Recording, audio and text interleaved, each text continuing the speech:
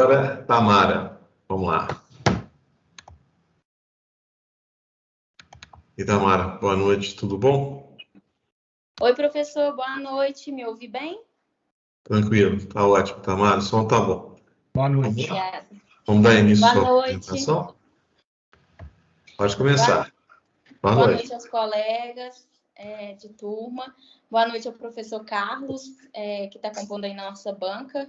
É um prazer estar apresentando aí a nossa defesa, né, frente à avaliação do senhor, tanto também quanto ao nosso professor orientador, José Boanerges. Eu acho que eu fui a orientanda que mais eu trabalho, professor, porque o tanto de mensagem que eu mandava a ele, mas ele sempre tão solícito. Então, quero aproveitar aqui a oportunidade para agradecê-lo publicamente também. Obrigado, professor, pela sua orientação. Me ajudou muito a esclarecer vários pontos controvertidos na minha mente sobre o tema que eu escolhi. E, bom, adentrando no tema, o meu tema ele versa sobre a responsabilidade penal da pessoa jurídica em relação aos crimes ambientais. Eu me simpatizei com esse tema quando eu assisti uma aula da professora Daniela. Ela dá aula, uma disciplina de direito penal para a gente, gravada, então eu assisti uma aula gravada dela, e ela citou sobre esse tema e me provocou curiosidade, né? Eu nunca tinha ouvido falar sobre a responsabilização penal, no âmbito penal da pessoa jurídica. E aí, mais à frente, quando eu cheguei aqui no período da monografia, eu resolvi entrar nesse tema e pesquisar melhor sobre.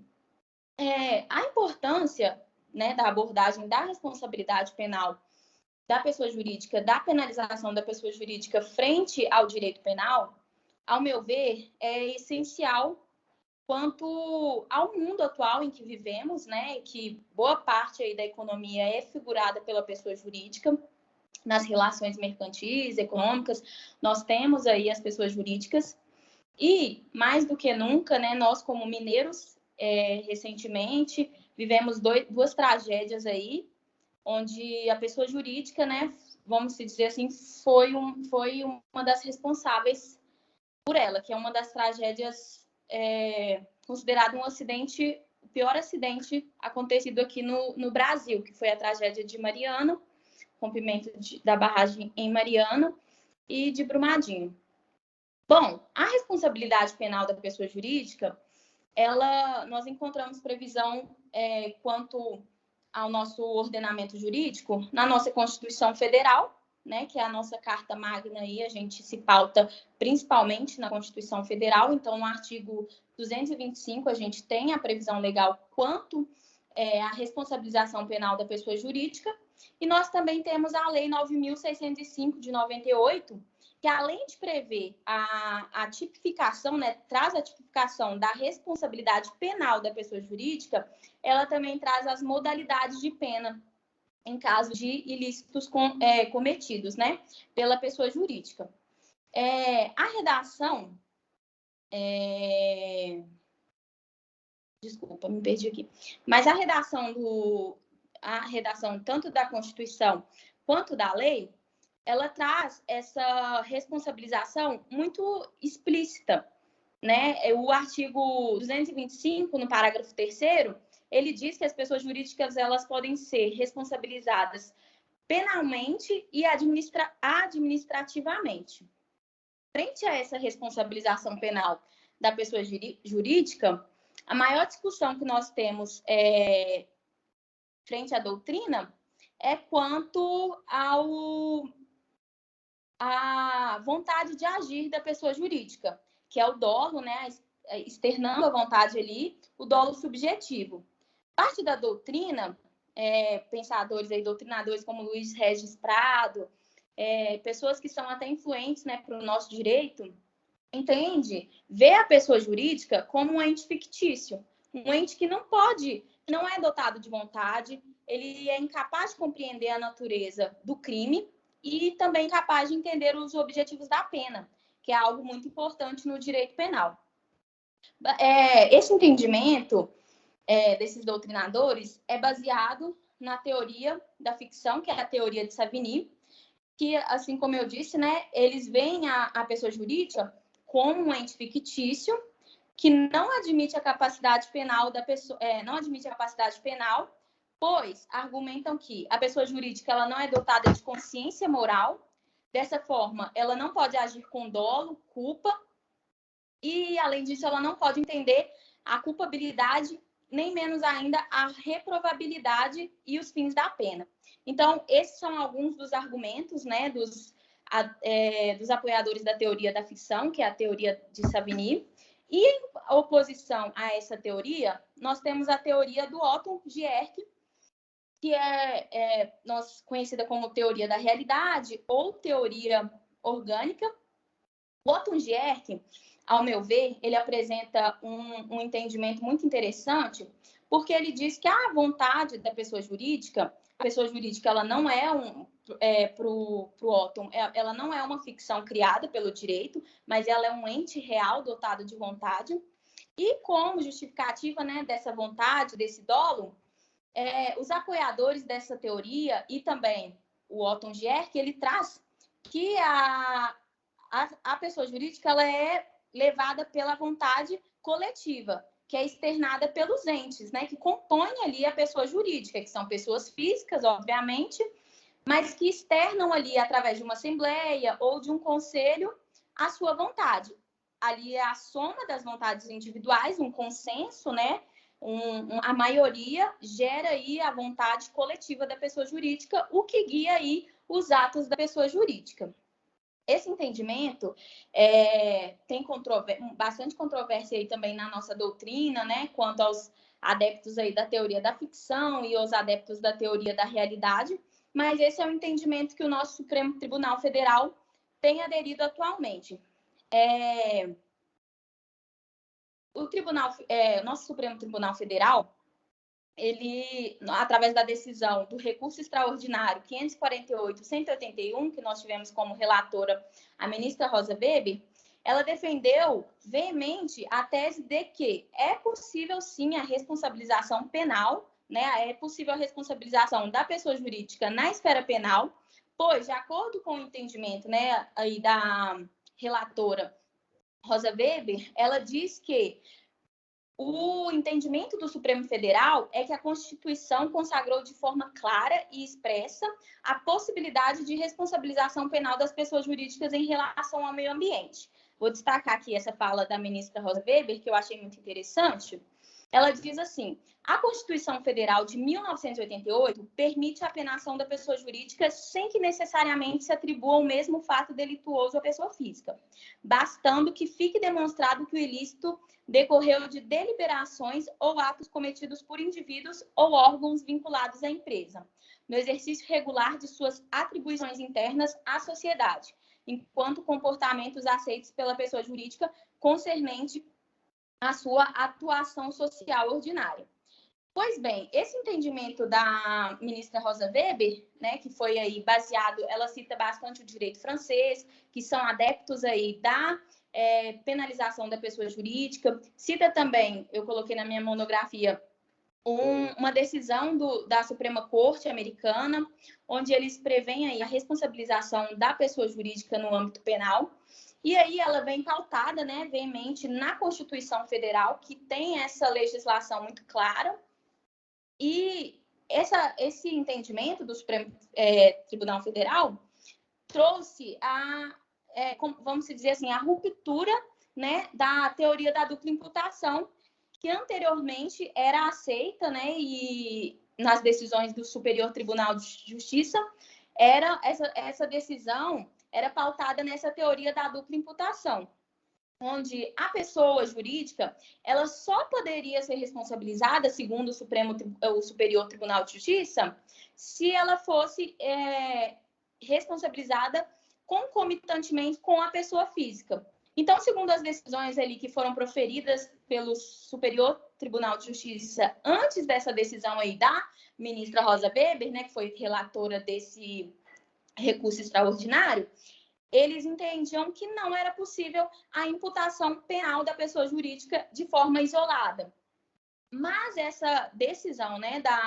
do Supremo, que veio trazendo aí essas mudanças, foi decisivo. Inclusive, eu coloquei aí na minha monografia outras decisões que foram tomadas, inclusive pela mesma juíza, pautada na decisão da ministra Rosa Weber, após essa mudança aí da ruptura, né, da teoria da dupla imputação.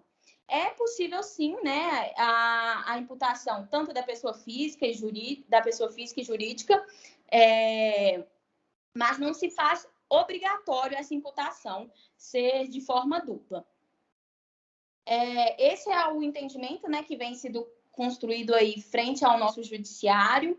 O tema, ele ainda é muito discutido, mas o que o nosso Supremo Tribunal Federal, que é aí, vamos dizer assim, a pessoa, né, o órgão aí que vai determinando como que vai se seguir essas questões controversas constitucionais, ele vem tendo esse entendimento e vem criando aí esses precedentes. Como eu citei aqui a ministra Rosa Weber, ela cita bastante no acórdão dela, na decisão, né, no voto dela, o direito francês. O direito francês, ele foi um dos pioneiros aí a reconhecer no Código Penal de 94 a possível responsabilidade penal da pessoa jurídica. Então, no direito francês, eles tipificaram o legislador trouxe de forma muito clara na redação do Código essa possibilidade de responsabilidade penal da pessoa jurídica. Inclusive, eles deixam claro que a única, né, o ente aí que é excluído é o Estado. Então, o Estado, no direito penal francês, ele não pode ser responsabilizado. Eu quis citar aqui o direito comparado, na minha monografia eu falo também do direito espanhol, né, da legislação de Portugal também e dos Estados Unidos, que eu acho que é bacana a gente fazer essa analogia aqui para poder ver como é que está sendo o entendimento também, o desenvolvimento e a aceitação frente ao tema em outras regiões, outras localidades, com ordenamentos, pensamentos diferentes. Bom, essa foi a minha abordagem sobre o tema, né? Foi a minha exposição aqui sobre o tema da responsabilidade penal da pessoa jurídica. Desculpa que eu estou um pouco nervosa, mas essa foi a minha abordagem. Eu acho que o tema, né? Eu até troquei algumas mensagens com o professor e ele, a gente construindo aí esse raciocínio de que essa abordagem, apesar de, né, já vem lá de Savigny e Otton Gierke, mas ela vem sendo cada vez mais necessária frente a ilícitos cometidos, né, pela pessoa jurídica. Ao meu ver, a responsabilização somente no âmbito administrativo não se faz totalmente satisfatória. E é isso. Esse foi o meu tema. Agradeço aí a oportunidade de exposição. Ok, Tamara. Agora, com a palavra, o professor Carlos Henrique. Boa noite, Tamara. Boa noite, professor. Em primeiro lugar, eu gostaria de te parabenizar, porque você trouxe um tema complexo, fez uma análise interessante do ponto de vista teórico, né? Indo lá em Savigny, fez uma análise interessante do ponto de vista de direito comparado. Eu acho que muitas das vezes faltou em outras monografias, ou falta. Também fez uma análise aí sobre a consideração sobre a responsabilidade da pessoa jurídica dada pelos tribunais, né, brasileiros. E aí a gente tem uma consideração, né, que nós temos um problema a ser enfrentado, que é o que você colocou na sua parte de considerações finais. Vou me permitir a ler, e aí eu gostaria da sua reflexão sobre isso.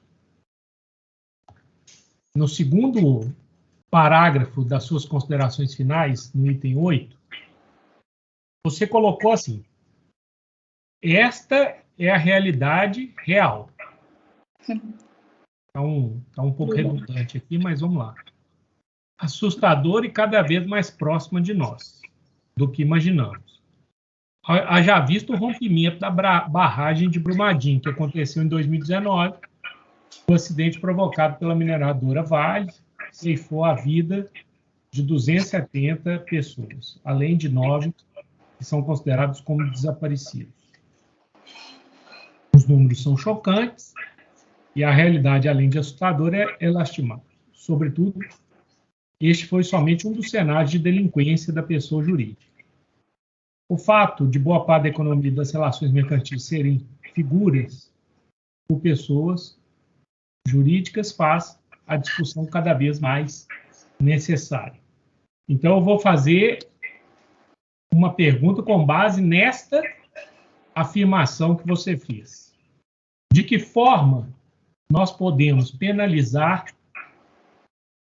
a pessoa jurídica ou responsabilizar a pessoa jurídica por esse acidente na barragem de Brumadinho? Você explica para mim como seria essa penalização aqui no Brasil. Professor, pensando assim no caso concreto, é até mesmo difícil buscarmos uma penalização da pessoa jurídica, né? Quando eu verifiquei, né, através da minha análise, dos meus estudos, alguns dos países em que eu fiz essa comparação com o direito brasileiro, eles são adeptos da suspensão, né, da atividade da pessoa jurídica, fechamento mesmo da empresa, ou então interromper por um período, entre outras modalidades de pena. Eu creio que se nós tivéssemos algo, né, buscasse aí nos outros países, algo que possamos ver. Meu Deus, tô nervosa. Algo que... Calma. Fica tranquilo. Algo que, no caso concreto, dê resultado, eu acho que nós poderíamos buscar, né? O legislador poderia estudar sobre isso para trazer essas modalidades de pena mais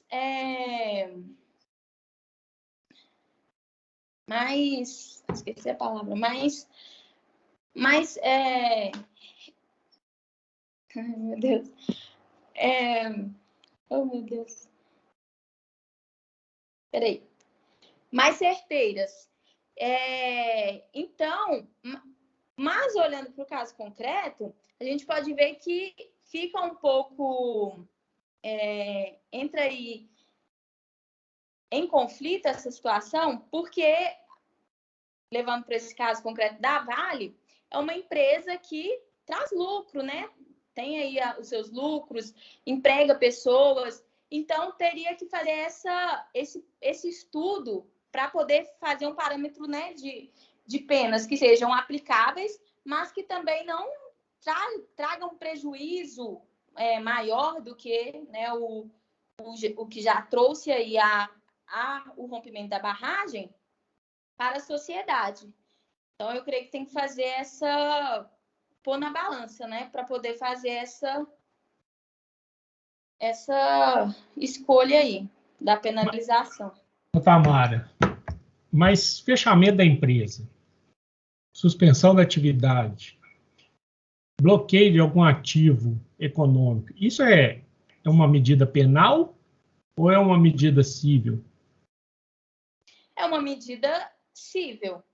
Ou administrativa, vamos dizer assim. Administrativa, né? Mais voltado para o campo administrativo. Mas as penas que são aplicadas para a pessoa jurídica têm esse viés também. Não tem como você prender, né, ali a pessoa jurídica, a não ser que se volte ali para, né, como foi exposto aí segundo a teoria do Otton, que eles acreditam que ali o voto da Assembleia, aquele voto individual que leva à vontade coletiva, é essa vontade coletiva que é responsabilizada, a não ser que vai por detrás dessa pessoa jurídica e vai até essas pessoas físicas buscando essa penalização, seja com uma pena de reclusão da liberdade, algo nesse tipo. Mas a pena também na esfera penal da pessoa jurídica é voltada para esse viés administrativo, é uma pena pecuniária, é uma multa, é uma restrição. Então, é dessa forma que o legislador ele busca, de alguma forma, penalizar a pessoa jurídica. E eu acredito que indo por esse caminho, traçando aí esse entendimento, que a gente vai evoluindo até chegar aí numa penalização satisfatória, né? Ok. Não, estou satisfeito. Muito obrigado, viu? Tamara, Obrigada. eu não falei com você que o dia iria chegar e chegaria rápido, né? Eu estava muito preocupado com relação à defesa da monografia. Eu falei, olha, um passo de cada vez, vamos terminar, depois vamos pensar aqui em organizar a apresentação. E aí hoje você está apresentando, já finalizando, já encerrando a sua participação, né? Você também foi uma orientanda muito dedicada, se esforçou muito, né, para concluir o seu TCC e fazê-lo bem feito, tá bom? Obrigada. Então, meus parabéns.